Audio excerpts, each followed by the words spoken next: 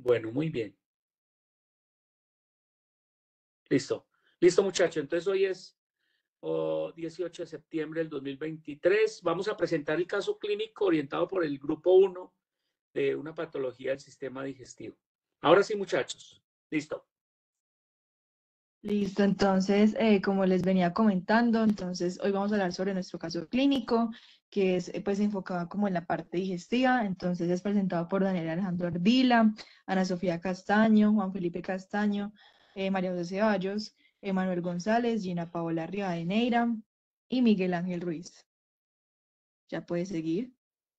Listo, entonces acá está el índice, pues acá tratamos de plasmar cómo puede ser el método que usted nos sugiere para hacer la presentación. Entonces, en primer lugar está lo que sería el resumen de la historia clínica, después tendríamos el resumen de los datos positivos, pasamos a un tercer lugar a tener los problemas identificados pues respecto al caso clínico. Después sigue lo que serían los diagnósticos diferenciales, la correlación clínica y paraclínica. Tendríamos ya después lo que serían las leyes diagnósticas, ya como para terminar lo que serían los periodos fisiológicos. Y ya por último, pues tendríamos lo que serían las conclusiones diagnósticas. Entonces, pasa, porfa. Entonces, acá como en la primera parte del resumen de la historia clínica, tenemos que nuestro paciente, en este caso, va a ser un varón de 28 años, el cual pues no presenta ninguna alergia a, pues, a ningún medicamento, pues que sea conocido por el paciente y trabaja como un comerciante. Ya después tenemos que en cuanto a antecedentes, es un exfumador hace un mes aproximadamente y dice que previamente había sido consumidor de 1.5 paquetes de tabaco al día desde los 19 años de edad. Entonces podemos evidenciar pues que este hábito lo tuvo como pues por mucho tiempo. Nuestro paciente pues no consume alcohol ni otro tipo de drogas. Ya después tenemos que respecto a los antecedentes familiares, se debe destacar que el abuelo paterno del paciente presentó cáncer de próstata. Ya después tenemos que el paciente fue operado por una apendicectomía hace 3 años y que toma AINES de forma ocasional, en este caso específicamente ibuprofeno de 600 miligramos, un comprimido cada 24 a 48 horas, cuando presenta cefalea. Listo, continuando entonces pues con el resumen de la historia clínica. Tenemos un paciente el cual nos consulta por un cuadro de unos 2 a 3 meses, el cual es consistente en dolor epigástrico y náuseas que no presentan pues vómito. También tiene un dolor sordo no irradiado, sin características cólicas y de predominio postprandial, independientemente pues del tipo de alimento que el paciente ingiera. Tenemos también que pues como ya lo mencionábamos, es acompañado de náuseas, pero no de vómito. El paciente también tiene un dolor que inicialmente era episódico y actualmente pues ya el dolor se volvió diario. Este dolor pues no lo despierta en la noche, no presenta como tal exteriorización de sangrado de la vía digestiva ni disfagia u odinofagia. El paciente tampoco relata pues pérdida ponderal, fiebre nictericia, coluria ni acolia. Al examen físico, el paciente pues presenta unos signos, al examen físico, perdón, sin signos semiológicos de importancia, dispone pues de analítica básica, bioquímica general y hepática normal. También tiene un hemograma normal, ferropenia sin anemia, vitamina B2 y ácido fólico, los cuales están normales. Tiene marcadores Los serológicos. exámenes son para correlación clínico-paraclínica. Por favor, sigan las recomendaciones. Eso no lo tienen por qué hacer ahora. Eso es parte del proceso diagnóstico. ¿Listo? Listo, doctor. Bueno. Bueno, señor. Em, Tiene pues IG total normal, ¿sí? Antitransglutaminasa normal también y la prueba de aliento pues también está negativa. En cuanto al resumen de datos positivos, en la identificación de los datos tenemos que tiene 28 años, que es un hombre, no presenta ninguna alergia y es residente pues de España. Tenemos un cuadro subagudo, como lo mencionábamos antes, de unos 2 a 3 meses, consistente en dolor epigástrico y náuseas sin vómito. Importante, el tabaquismo desde los 19 años, sin hallazgos pues, de importancia al examen físico.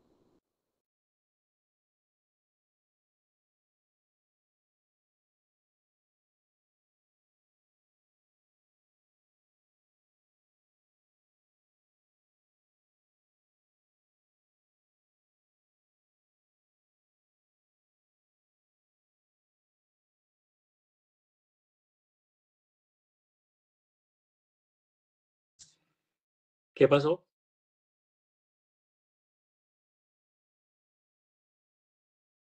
Aló.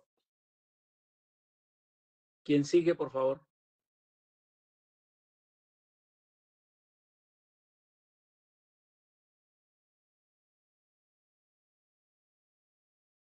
¿Ya me escuchan?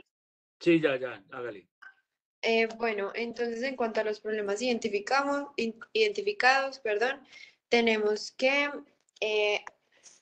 hay como tal dos síndromes principales en el caso del paciente, que serían el síndrome dispéptico y el síndrome de dolor abdominal.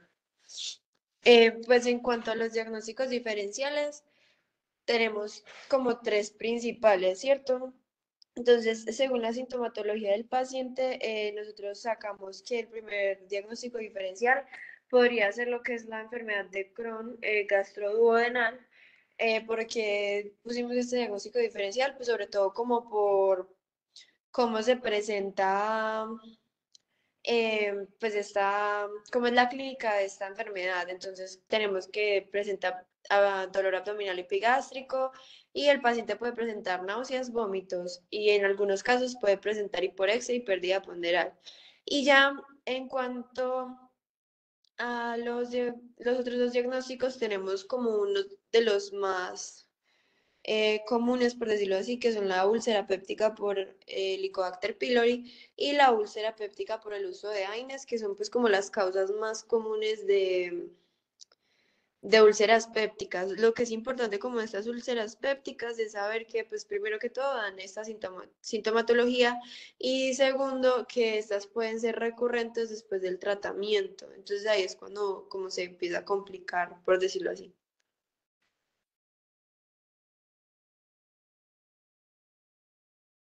Paremos un momentico ahí. Entonces, muy bien. El primer enfoque, síndrome de dolor abdominal, hay que ponerle un apellido a eso. El dolor abdominal puede ser un dolor abdominal agudo, no es un dolor abdominal agudo porque estamos hablando de 2 o 3 meses. Entonces, seguramente es un dolor abdominal crónico. El síndrome dispéptico, pues que no le veo nada diferente al dolor abdominal y fuera de eso, lo único que entiendo es la náusea y no más. El síndrome dispéptico, el paciente tiene distensión abdominal, tiene llenura, tiene flatulentos, tiene intolerancia a las comidas. Ese es el síndrome dispéptico. Entonces, cabe más dolor abdominal eh, crónico. Y entonces, en los diagnósticos diferenciales, caben muchos más diagnósticos diferenciales más. Es decir, ustedes se ubican en el dolor abdominal y si lo quieren ubicar en el cuadrante superior, entonces empiezan. Lo primero son todas las enfermedades acidopépticas. Llámese la úlcera gástrica, la gastritis aguda, la úlcera duodenal, la gastroduodenitis, llámese la esofagitis, y también caben ahí toda la patología pancreática que puede dar dolor en epigastrio. Cabe también la patología incluso de colon, de ángulo transverso del colon. Y yo no sé qué tanto quepa la colitis de Crohn, la ileitis de Crohn, que lo que más afecta es más el intestino delgado. Bueno, aunque hay un componente que es alto, digamos, pero bueno, hay que meterlo ahí. La patología biliar también hay que meterla porque puede dar dolor epigástrico o dolor en hipocondrio derecho, aunque se acompaña de otras cosas. Uno va descartando de todas esas patologías, pues definitivamente patología que más se parece a la clínica del paciente es la enfermedad acidopéptica, pero también falta uno que no lo mencionaron, y es la neoplasia, o sea, el carcinoma gástrico, el carcinoma duodenal, o el carcinoma de vía digestiva alta, o incluso el carcinoma de colon, donde el paciente tiene dolor abdominal, pero pues obviamente también puede aparecer el sangrado, aparece la pérdida de peso, la pérdida del apetito, pero siempre hay que pensarlo y tenerlo ahí en el radar de todo paciente que presenta dolor abdominal en los cuadrantes superiores. Entonces, ahí ese es el enfoque que le tenemos que dar. Entonces, primero, el enfoque sindromático está bien, síndrome de dolor abdominal crónico, porque una cosa es el dolor abdominal agudo y otra cosa es el crónico. Síndrome dispéptico no cabe tanto y lo otro sería hacer todos los diferenciales, que sería el punto 3, de pensar no solo en lo que pusieron ahí, sino todo lo que le acabo de mencionar. ¿Listo, muchachos? Sí, profe, es que de pronto nosotros habíamos entendido como que cogiéramos de pronto los diagnósticos diferenciales que tuvieran como más relación. Tranquilo, sí, tranquilo, no hay problema que lo hayan hecho así. Lo que yo sí quiero es que siempre utilicen un panorama más amplio. Claro, en la medida en que ustedes toman características de cada uno de los dolores, pues se van quedando con un filtrado, está muy bien. Pero siempre tener en el radar toda la gama posible de patologías que puedan producir un dolor abdominal alto, o sea, en epigastrio o en cuadrantes superiores. Pero está muy bien, no hay problema. Sigamos.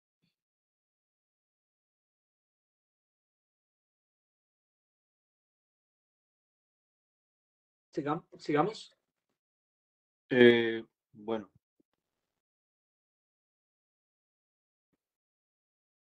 ¿me ven? Sí. Bueno, entonces Dale. con respecto a la correlación clínica y paraclínica, pues tendríamos que la esofagitiis grado A de los ángeles y una úlcera gástrica de 12 milímetros en el antro gástrico, Forest 3 de aspecto péptico, que se hizo, pues, para la correlación clínica y paraclínica se hizo mediante la gastroscopia. Pues se pueden ver como la clasificación de las esofagitis, que es la clasificación de los ángeles. Eh,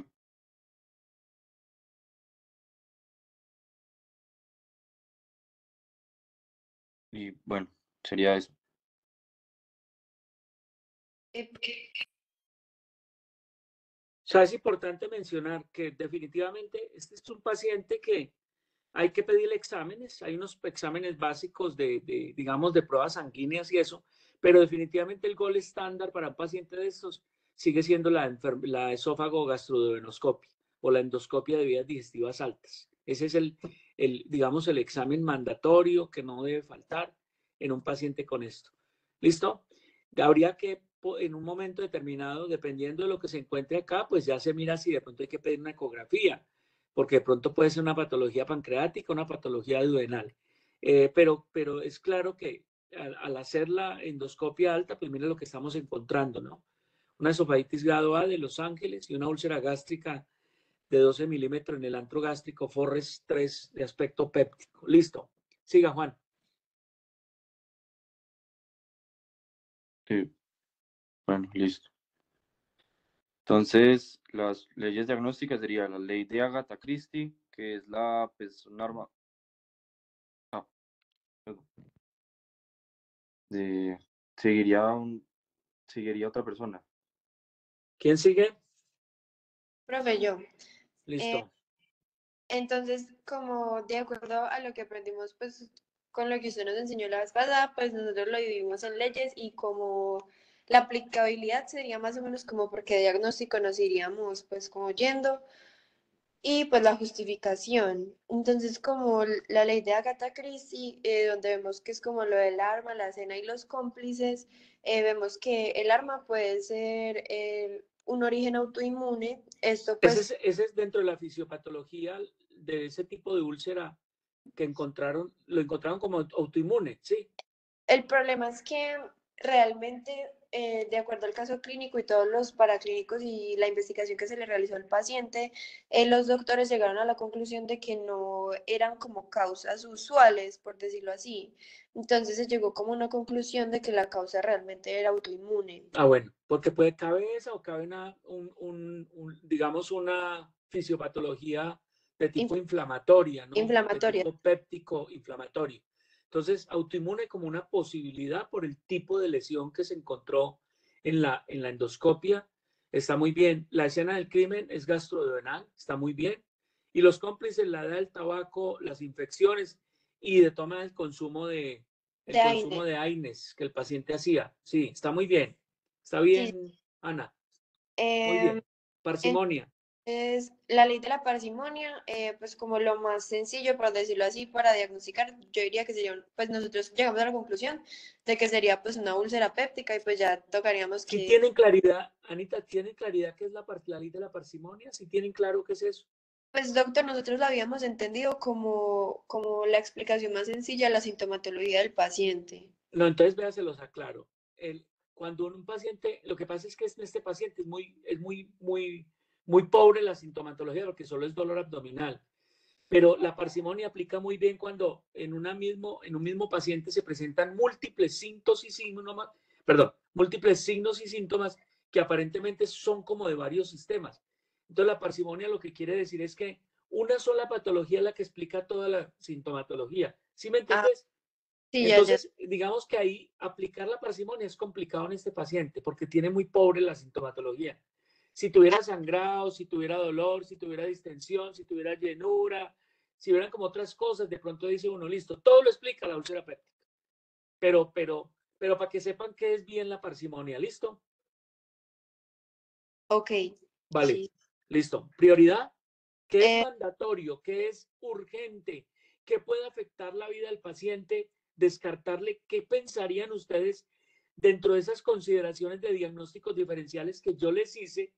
¿Qué pensarían ustedes que debe descartarse como primera posibilidad? pues ¿Qué nosotros sería lo más grave?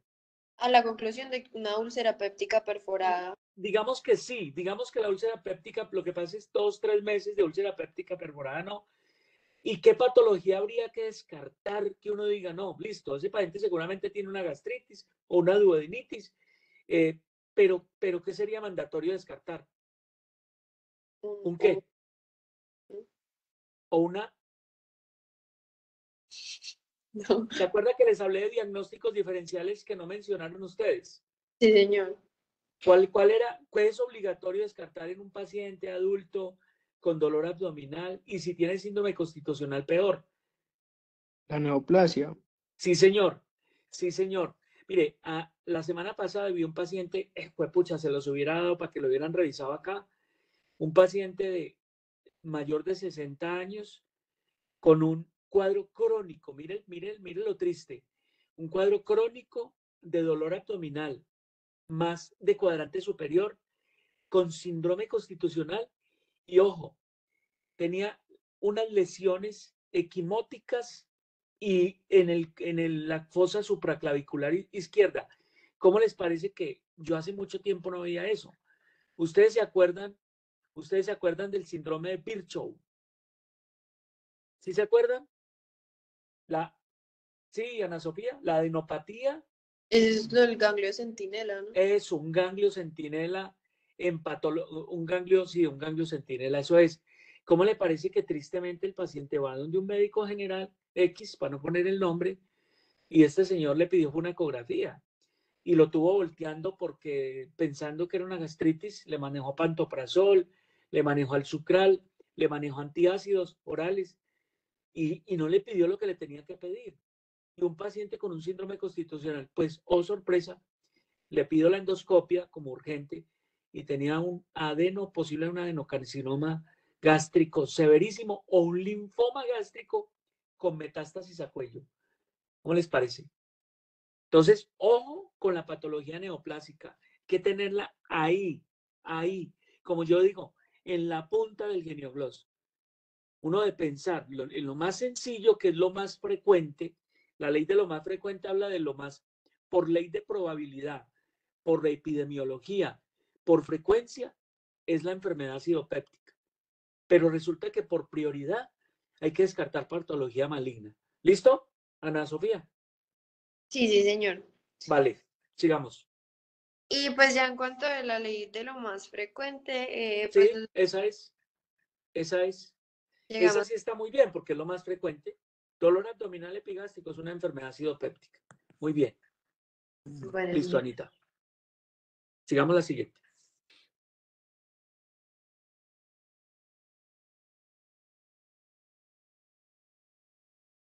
Ahora expliquemos la fisiopatología del cuadro del paciente, de los síntomas del paciente, del síndrome de dolor, del síndrome dispéptico.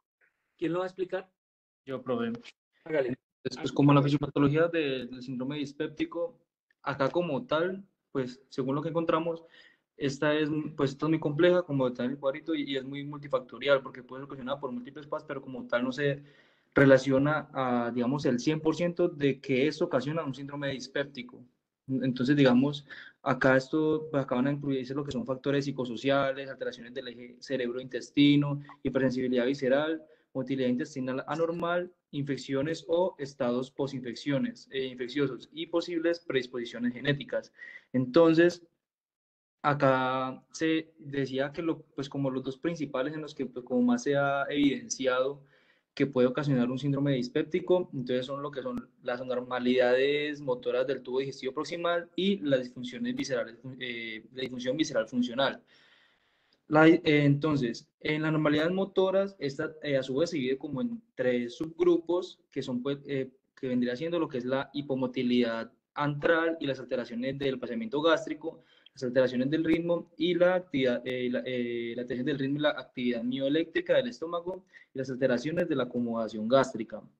Entonces, ahí pasamos a lo que es la hipomotilidad antral, y la alteración del vaciamiento gástrico, que está igualmente a su vez se divide en dos grupos, que es el A y el B, por decirlo así. Entonces, en el A, ¿qué es lo que sucede? Este se puede presentar por medio de un estrés. Entonces acá, digamos que una persona que tiene una motilidad normal, pero que cuando se encuentra en un estado de estrés, este como que se suprime. Por ejemplo, puede ser en el caso de cuando una persona mete las manos en agua helada. Y el B es que este paciente presenta hipomotilidad antral basal, pero que esta no se va a modificar con el estrés. Este principalmente se ve entre el 24 y 68% de los pacientes, pues en lo que se han realizado estudios, pero como les venía diciendo, no se ha podido como establecer una relación consistente entre, digamos, que las personas que tienen esto, tienen síndrome disléxico, no, es como un porcentaje de las personas, porque también los que están en control, no, pues a veces no lo presentan.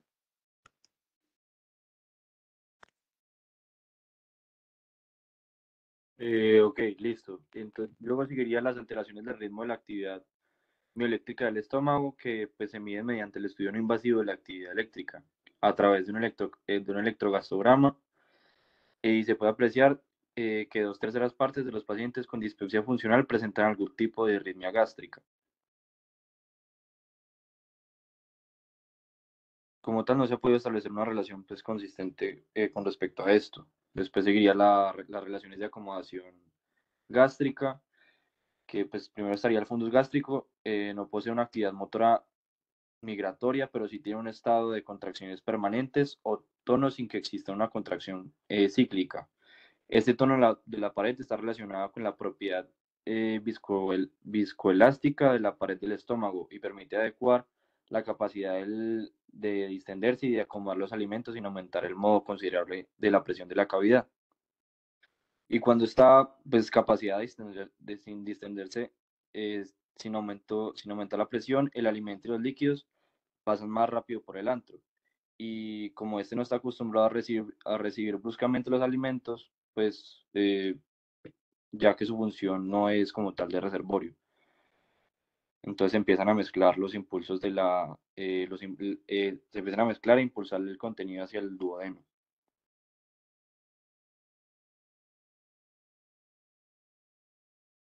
Y por último estaría la disfunción visceral funcional, que es una condición en que los órganos internos del cuerpo, como el intestino, el estómago o la vejiga, no funcionan como tal correctamente, pero se encuentran lesiones físicas, anormalidades estructurales o enfermedades visibles que explican los síntomas. El paciente experimenta síntomas incómodos o pues ya como tal dolorosos.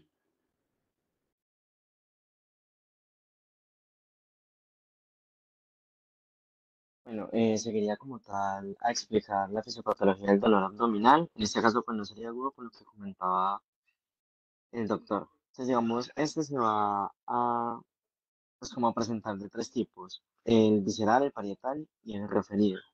En el visceral, pues se va a originar como tal en las vísceras abdominales, que pues estas van a estar inervadas por fibras nerviosas que son autónomas y pues principalmente van a responder a sensaciones de distensión o de contracción muscular.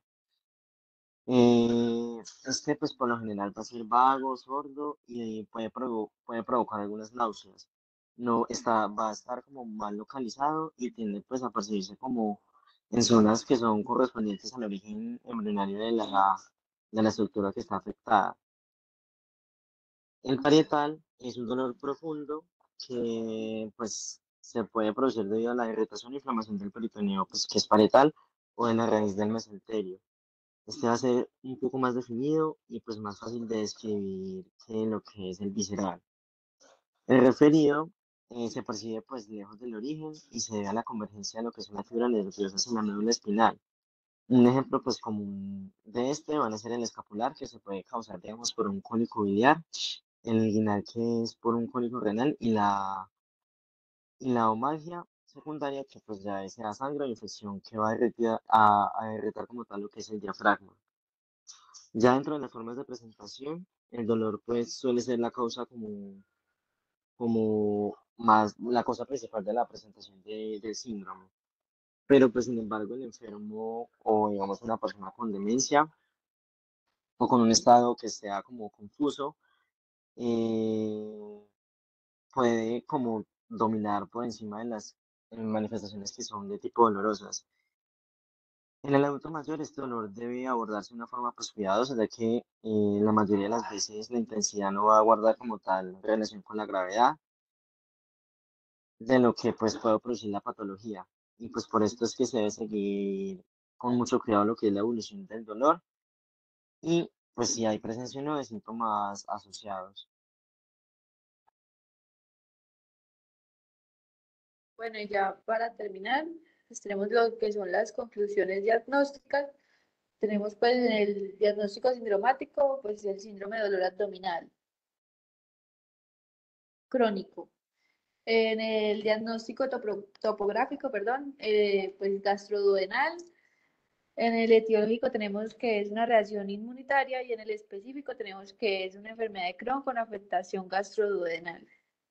Entonces, ustedes no habían mencionado que me imagino que en la endoscopia le tomaron patología, ¿cierto? Y en la patología salió Crohn, ¿sí?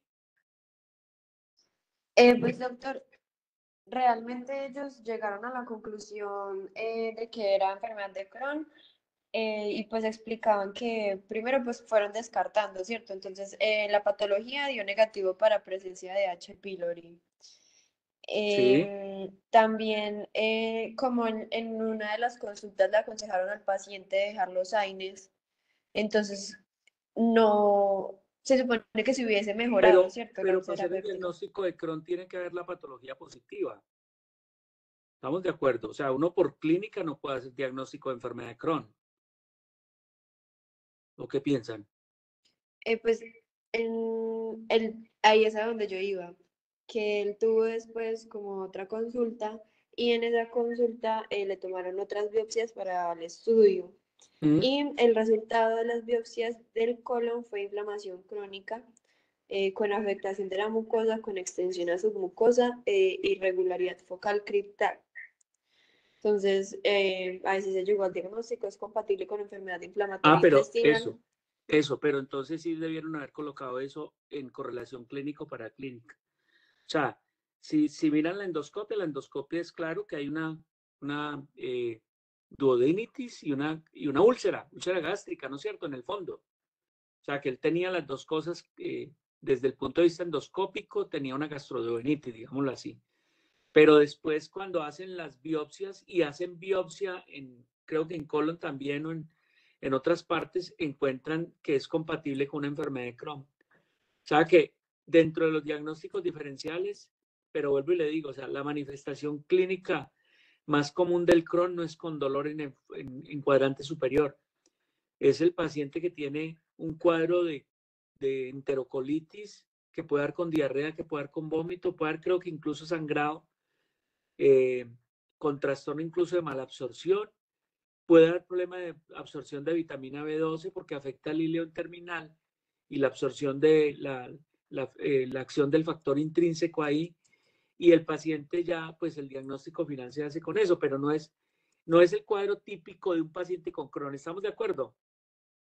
Sí, sí, señor. Es más, en el artículo del caso Eso, clínico decían exactamente lo mismo que usted está diciendo. está bien. O Lo sea en- que ese es un reporte de caso, definitivamente. Es un reporte de caso, ¿cierto? Entonces ahí hablaba mucho que era muy raro que se diagnosticara una afectación gastroduodenal en la Sí. enfermedad de Crohn, pero en este caso, pues esa fue la enfermedad que le encontraron al paciente. Bueno, está bien, está interesante. Muy bien, muchachos. Bien, muchachos, me parece muy bien. Me parece que para ser primer ejercicio hecho por ustedes es muy decente. Es muy decente, yo los felicito entonces. El grupo 2 entonces se alista. El grupo 2, dentro de 8 días, vamos a dejar de grabar.